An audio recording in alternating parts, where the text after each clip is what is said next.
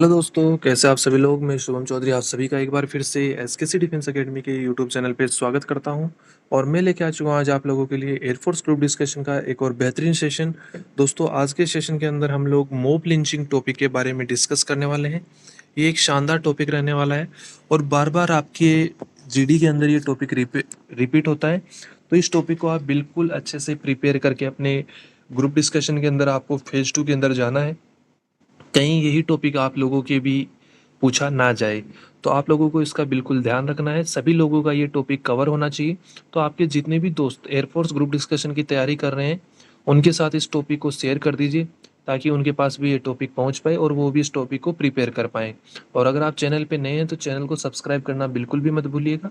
और daily updates के लिए प्रैक्टिस सेशन एसआरटी के और जीडी के अगर आपको चाहिए तो आप हमारी वेबसाइट और टेलीग्राम चैनल दोनों को ज्वाइन कर सकते हैं। लिंक आप लोगों को डिस्क्रिप्शन बॉक्स में दिया हुआ है।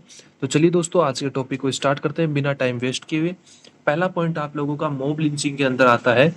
Mob lynching when a large group of people takes the law into their own hands and beat or kill a person, usually based on a rumour or suspicion without any legal trial.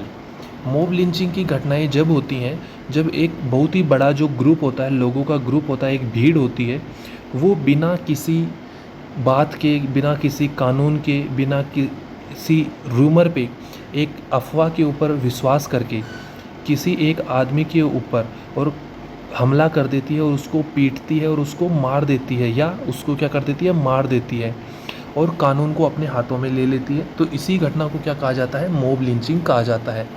Basically आप mob lynching को इस तरीके से समझ सकते हैं कि एक भीड़ के द्वारा, एक लोगों के समूह के द्वारा किसी निर्दोष व्यक्ति के ऊपर हमला करना या उसको मार डालना ही क्या है, मॉब लिंचिंग की घटना है।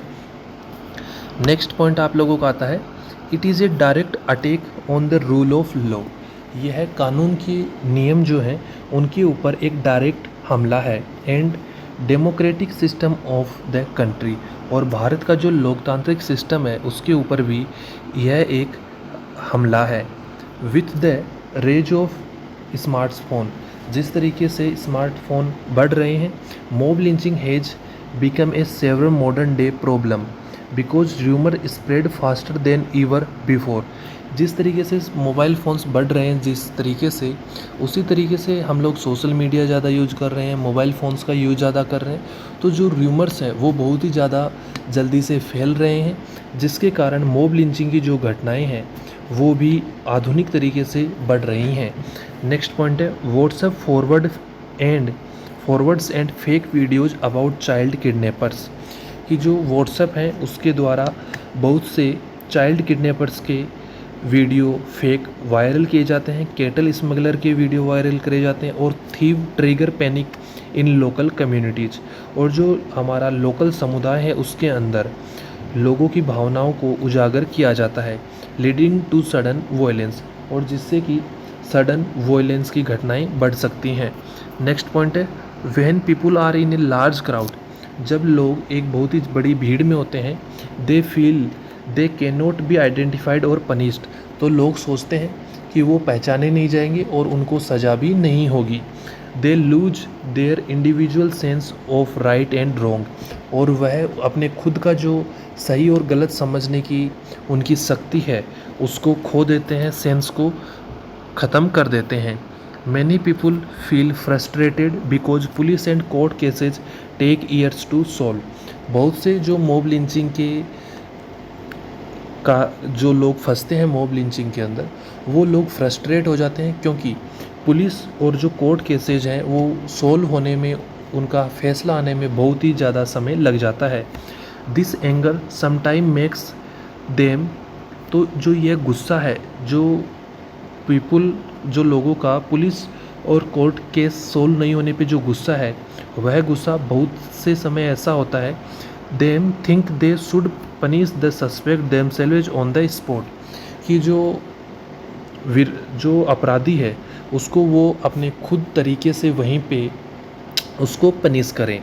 जैसे अगर किसी ने कुछ गलत काम किया है, तो अगर कोर्ट में केस चल रहा है तो लोगों के केस जो है वो जल्दी सोल्व नहीं होता, और लोगों के मन में ये भावना आ जाती है कि केस तो जल्दी सॉल्व नहीं होगा और मैं इस आदमी को अपने तरीके से पनिशमेंट यहीं पे ऑन द स्पॉट दे देता हूँ, इसको यहीं पे सज़ा देता हूँ।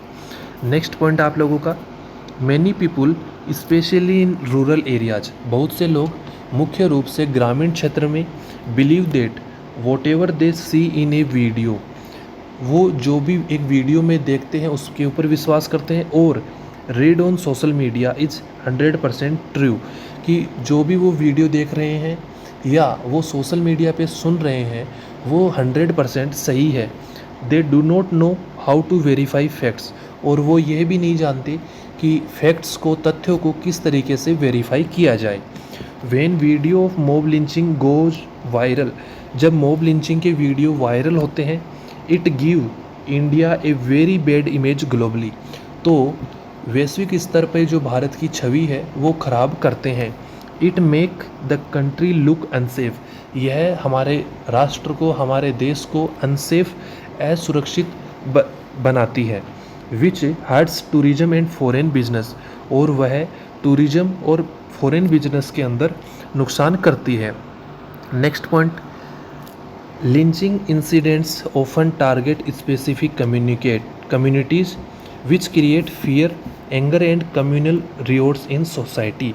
Next point, the biggest tragedy is that in almost all cases, all victims of mob lynching turn out to be completely innocent. बहुत सी जो भी मॉब लिंचिंग की घटनाएं हो रही हैं उनके अंदर अधिकांश ऐसी ही घटनाएं होती हैं जो उनका विक्टिम होता है वो निर्दोष होता है। नेक्स्ट पॉइंट आप लोगों का, every human has the right to life and a fair trial in court, जो हर मनुष्य है उसके पास जीने का अधिकार है और वह कोर्ट के अंदर फेयर ट्रायल ले सके उसका भी अधिकार आर्टिकल 21 उसको देता है। Mob lynching completely destroy this right, और जो मॉब लिंचिंग की घटनाएं हैं वो इस अधिकार को कम्प्लीटली, पूर्ण रूप से समाप्त करती हैं। Next point, justice rust is justice crust, कि जो भीड़ है वो जस्टिस को, न्याय को कुचल देती है।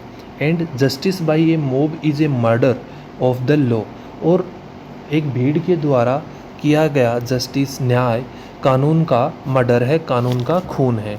We must trust the police and court, हमें पुलिस और जो न्यायालय हैं उनके ऊपर विश्वास करने की ज़रूरत है। And never let emotion turn us into criminals, और हमारे जो इमोशंस हैं, हमारी जो भावनाएं हैं उनको हमें एक क्रिमिनल, एक अपराधी के रूप में तब्दील होने से बचाना है।